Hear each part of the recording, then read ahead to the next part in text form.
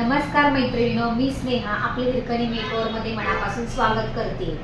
तर आपला आजचा असा विषय आहे की आपण क्लायंट कन्सल्टिंग करून तिला कोणती नेमकी ट्रीटमेंट हवी आहे हे आपण सजेस्ट करणार आहोत। क्लायंटला कसं असतं की एक करायचं असतं वेगळं आणि होतं वेगळं, असं होतं बऱ्याचदा। त्यावेळेला आपण काय करणार आहोत की नेमकं क्लायंटला केस कशा हवेत, तिला सिल्की हवेत आहे काय स्ट्रेट लुक हवा आहे, नेमकं तिचं क्लायंट कन्सल्टिंग कसं करायचं, कन्सल्टिंग करून आपण तिला ट्रीटमेंट कोणती देणार आहोत ह्यावर आपला फोकस असणार आहे। तर स्मूथनिंगमध्ये काय होतं की हेअर आपले स्ट्रेट दिसतात, सिल्की होतात, आणि बोटो स्मूथमध्ये काय होतं की सिल्की होतात पण नॅचरल स्ट्रेट राहतात। पण असे पूर्ण स्ट्रेट म्हणजे 80% सरळ असे केस राहत नाही, तर स्मूथनिंगमध्ये 80% सरळ असे आपले केस राहतात। आणि बोटो स्मूथ ही काय आहे, आपली केराटिन ट्रीटमेंट आहे, केराटिन प्रोटीन ट्रीटमेंट आहे। प्रोटीन ट्रीटमेंट कशी असती की अगोदरच केस आपले हेल्दी असतील, अगोदरच केसात आपल्या प्रोटीन असेल आणि त्यात आपण जर प्रोटीन दिलं तर केसामध्ये काय होतं, ऑइल सुटतं। त्यामुळे बोटो स्मूथ करताना हेअर असे पाहिजे की ते फ्रिझी पाहिजे, ड्राय पाहिजे, अशांनाच ते सूट होतं। जर अगोदरच ऑइल सिक्रेशन जास्त होत असेल आणि त्यात जर आपण बोटो स्मूथ ट्रीटमेंट केली तर ती काय होणार, सक्सेसफुल ते स्ट्रेट तर दिसणार पण काय होणार त्यामध्ये की ऑइल सिक्रेशन होणार, सिल्की होणार नाही। त्यामुळे आता आपण क्लायंटचं कन्सल्टिंग करून तिला आपण स्मूथनिंग ट्रीटमेंट देणार आहोत, का तर तिचं ऑइलचं सिक्रेशन जास्त आहे।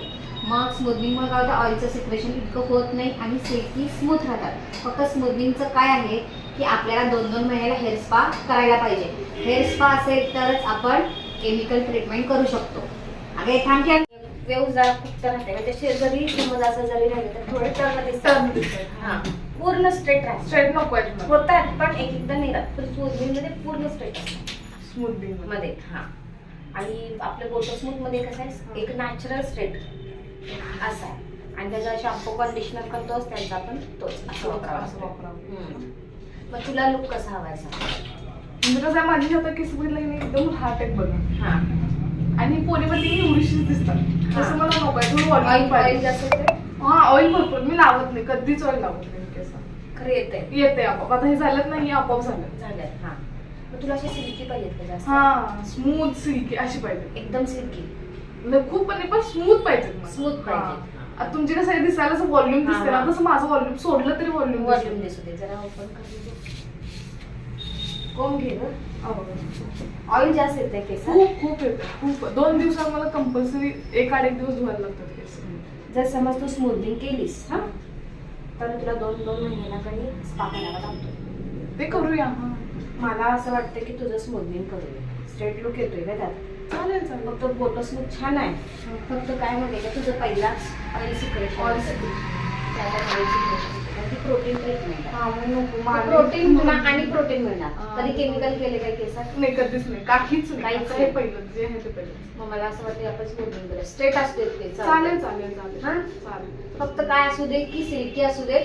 बोटो स्मूथचं मला 100% की छान दिसणार, हेल्दी राहणार, पण ऑइल सिक्रेशन होणार, पण मग हाच लुक येणार नाही, छान दिसणार पण हां.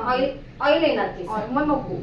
तर ऑइल येतच ग, कसं आहे माहिती माझं का, ऑलरेडी अगोदर तुझे हेल्दी हेअर आहे आणि त्यात प्रोटीन देणार प्रोटीन आपण। आहे। आता हे बघा ना, मी या बघा खालना असं सिल्की आता माझं असतं। पहिला मी हे केलं, काय केलं, स्मूथनिंग। हां थोड्या दिवसानं मग मी केराटिन केलं, मग त्याला माझा बॅलन्स झाला। हां हां हां, चालतं मग स्मूथनिंगच करू। करूया ना। आता तिचे केस असे आहेत, त्याच्यावर आपण स्मूथनिंग करणार आहोत। हेअर वॉश स्टार्ट केलेला आहे, तेही सल्फेट फ्री शॅम्पूने। हेअर वॉश अगदी क्लीन वॉश करून झाल्यानंतर लगेच आपण ड्राय करण्यासाठी घेणार आहोत।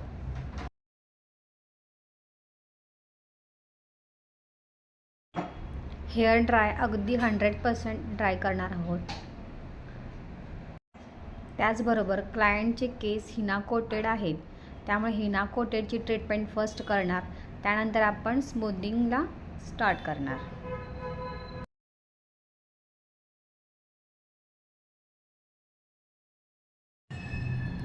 आता स्मूथनिंग क्रीम इमल्सिफाय करून झालेली आहे।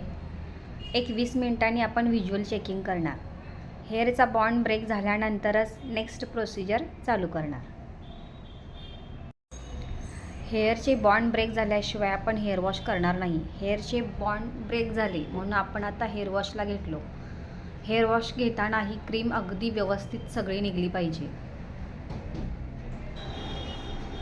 सगळी प्रोसिजर झाल्यानंतर फायनल रिझल्ट. असे नवनवीन व्हिडिओ पाहण्यासाठी लाईक सबस्क्राईब करा.